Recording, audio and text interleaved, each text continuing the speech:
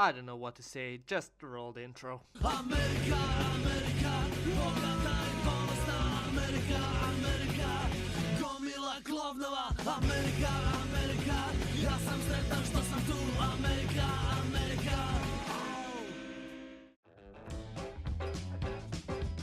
Welcome to the United States, a land of opportunity, freedom, and morbid obesity. In the last episode, we went to America's war zone, Chicago, and its deformed twin brother, Milwaukee. In today's episode, we continue our trip across the United States and head on west like wannabe Christopher Columbus says. If you're new to the channel, my name is Nick. I post videos every other week where I either go somewhere or explain something. So you should click that subscribe button. It's free and you can unsub anytime you'd like. Anyways, this video's final destination is no other than America's most anticlimactic state, Iowa. Don't worry, there's some fun stuff in Iowa. Before we were to reach the promised land of the ex-French Empire, we would have to go through rural Wisconsin. Now, for a lot of Europeans, when one says America, they practically imagine three things: New York, LA, and Texas. And while those places are great and all, they aren't all that representative of the fourth largest country by landmass. Most of America is actually sparsely populated towns, surrounded by farms that feed the previously mentioned morbid obesity. As we start our journey from Milwaukee, the first place we stop is Janesville, Wisconsin. Now, Janesville is your stereotypical American town. It has a small downtown with some bars and restaurants, and a river that flows through it. And 90% of it is made up of suburbs. It's a home to around 65,000 people, and is a great peek into what actual America looks like. Fairly boring yet functional. Not much going on for it, but still a decent place to raise a family without the fear of war breaking out. Unlike in some countries. As there isn't much to be seen there, we head on further to Shullsburg, a neighboring town with barely 1,000 inhabitants. The town was originally settled in the mid-19th century as a mining town and basically serves as a window to how rural America looks like. It has two churches, one Catholic and one Methodist, and a main town road where you can see shops and buildings built in the 19th and early 20th century, which is pretty cute. The street names here also have names from the Bible, which really tells you how important religion is in parts like these. Moving on from Shullsburg, we keep on heading westwards until we reach the river known best from the book that goes by the name of Tom Sawyer that every child all over the world was forced to do a book report on, the Mississippi.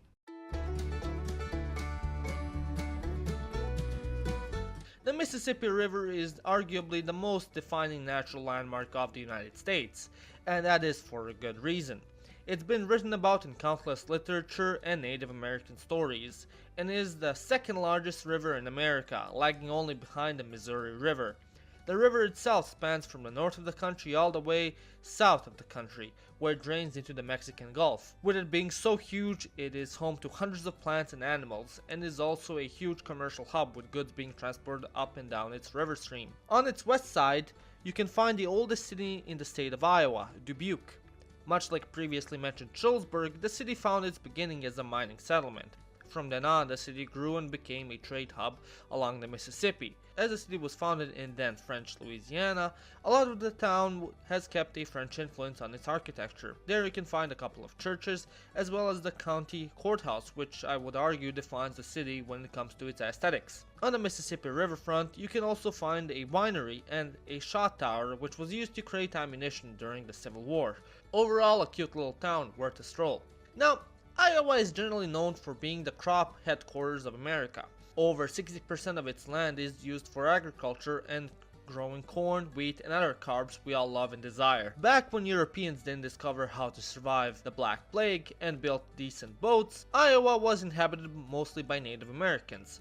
Over the centuries, many came and went as they mostly had a nomadic lifestyle. However, after the Europeans discovered how to get their shit together, the state changed ownership more times than the average prostitute in Amsterdam. Originally, the French were the first ones to discover and settle the area. However, after doing what the French do best and losing a war, the French and Indian War to be more specific, Iowa fell under control of the Spanish. Then, after Napoleon came to power, he got control of the Louisiana Territory and Iowa as a result, and then decided to sell it to the Americans for $15 million, which is quite a bargain if I do say so myself. Anyways, after visiting Dubuque, we head on to the road again. As America was built by the auto industry, everything is extremely far away, so after a couple of hours driving, we arrive at our next destination, Cedar Rapids. As we rolled into the city, we realized that we got there after a hurricane had run through it. All over the city there were broken trees and debris, and much of the city didn't have electricity.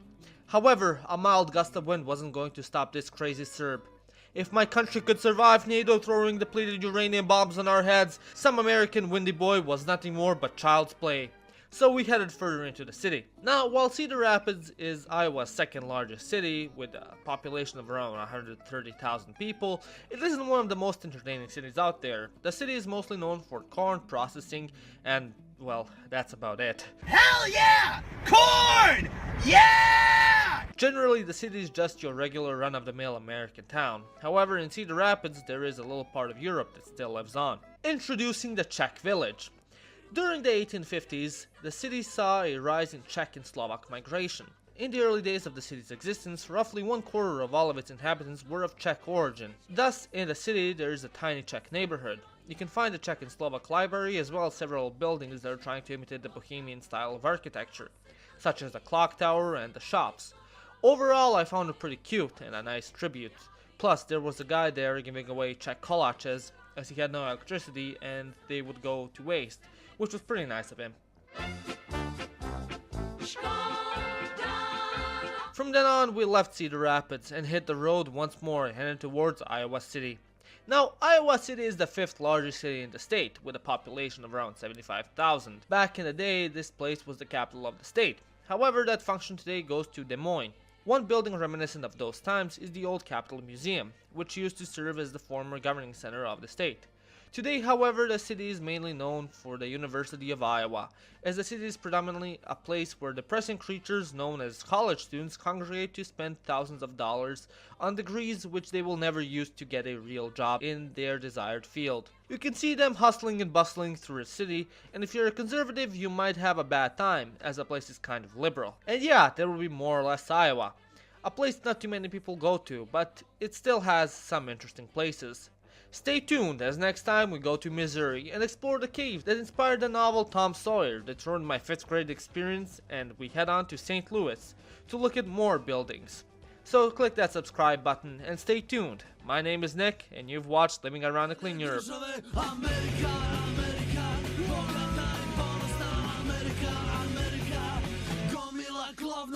Amerika, ja sam sretan što sam tu